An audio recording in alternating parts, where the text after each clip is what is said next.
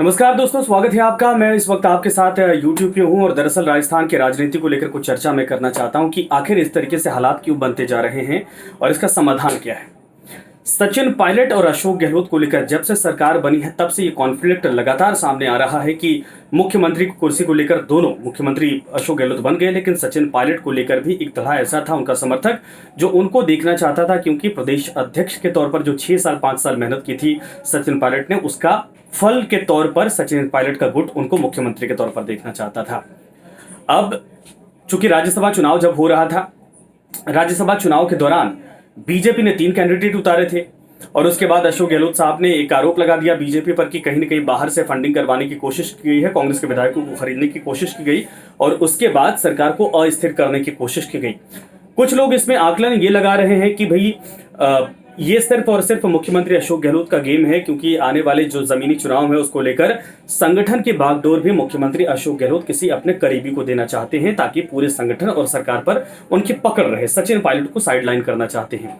सचिन पायलट धड़ा ये जानता है कि मुख्यमंत्री कुर्सी तो नहीं मिली, लेकिन कम से कम संगठन पर पकड़ रहेगी तो वो लोग मजबूत रहेंगे और फ्यूचर में राजनीति में कम से कम अच्छे भविष्य की तरफ वो सोच सकते हैं।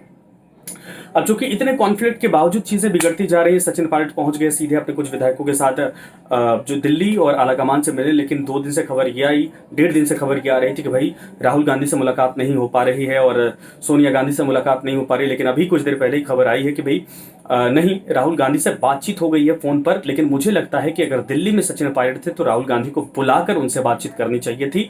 दूसरा पहलू यह था कि सचिन पायलट और अशोक गहलोत दोनों को बुलाकर यह बात करनी चाहिए थी ताकि इसका तीसरा जो पहलू है, तीसरी शक्ति है भारतीय जनता पार्टी, वो फायदा ना उठा पाए। लेकिन कांग्रेस पार्टी में आला कमान की जो रणनीति है वो कहीं न कहीं यही दिखाती कमजोरी, क्योंकि जब सिंधिया को लेकर सवाल उठा था तब भी सचिन पायलट ने मनाने की कोशिश की थी और उस दौरान भी इसी तरीके से हालात बने थे और कहा जाता था कि राहुल गांधी के बेहद करीबी थे सिंधिया, लेकिन इसके बावजूद चीजें बिगड़ गई क्योंकि बातचीत नहीं हो पाई कायदे से और वहां सरकार तख्ता पलट हो गई, सरकार बदल गई। क्या ऐसे हालात यहां पर भी बन जाएंगे?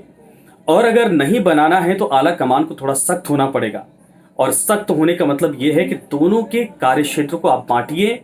यथा स्थिति जो सरकार जैसे चल रही है और जैसे प्रदेश अध्यक्ष की जिम्मेदारी सचिन पायलट चला रहे हैं, निभा रहे हैं, उसी तरीके से यथासंभव बनाए रखिए, वरना कोई न कोई रास्ता निकालिए, क्योंकि दोनों पावर सेंटर हैं और दोनों भविष्य को लेकर एक तो मौजूदा मुख्यमंत्री हैं, एक फ्यूचर के मुख्यमंत्री के तौर पर राजस्थान की जनता या इनके समर्थक इनको देखते हैं। तो भाई ईगो का सवाल आएगा, इसमें साफ तौर पर आत्मसम्मान का सवाल आएगा। और ज्योतिरादित्य सिंधिया ने अभी अभी ट्वीट किया है कि मुझे अपने पुराने साथी की क्षमता पर पूरा भरोसा है, उनकी क्षमताओं, उनकी योग्यताओं को दरकिनार किया जा रहा है। ये कहीं न कहीं राहुल गांधी के लिए, उनके पार्टी के लिए अच्छे संकेत नहीं है कि एक काबिल नेता, सचिन पायलट जैसा काबिल नेता अगर पार्टी को छोड़ता है तो इसमें बहुत बड़ा नुकसान कांग्रेस पार्टी को झेलना पड़ सकता है। सचिन पायलट आने वाली फ्यूचर राजनीति के चेहरे हैं।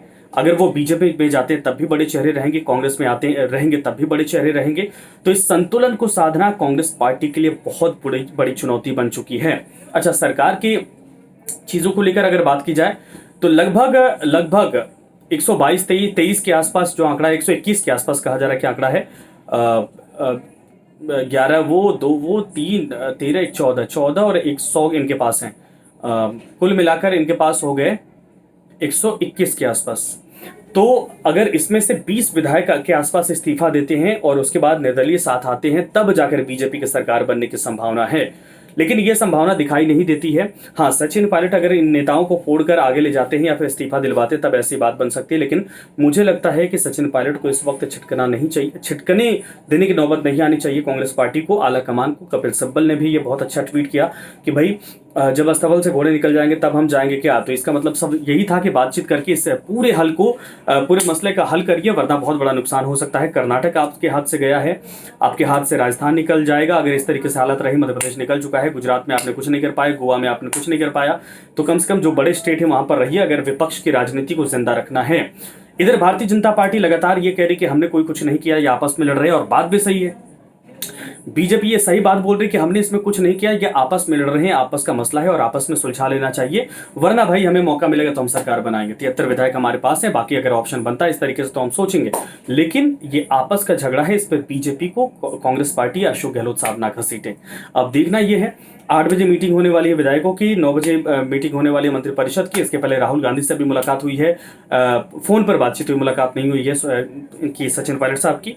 अब उम्मीद ये है कि सचिन पायलट साहब और राहुल गांधी या सोनिया गांधी की अगर मीटिंग हो जाती है या अशोक गहलोत साहब को बुलाकर मीटिंग कर लें तो इसका कोई समाधान निकल सकता है, वरना राजस्थान की राजनीति में एक बड़ा परिवर्तन 2-3 दिनों के भीतर हो सकता है। और खबर यह भी है कि कुछ ऐसे विधायक हैं जो एक झटके में हो सकता है कि पाला बदल सकते हैं।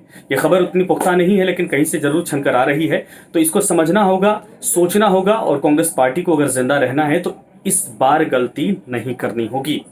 तो तमाम अपडेट हम आपको देते रहेंगे, लेकिन मैं चाहूंगा कि फिलहाल इस वक्त आप लगातार जो है कि इस अपडेट को लेकर खुद भी सतर्क रहिए, जानते रहिए, जानकारी इकट्ठा करिए, और जो मेरे पास आगे मैं आप लोगों तक पहुंचाता रहूंगा। नमस्कार।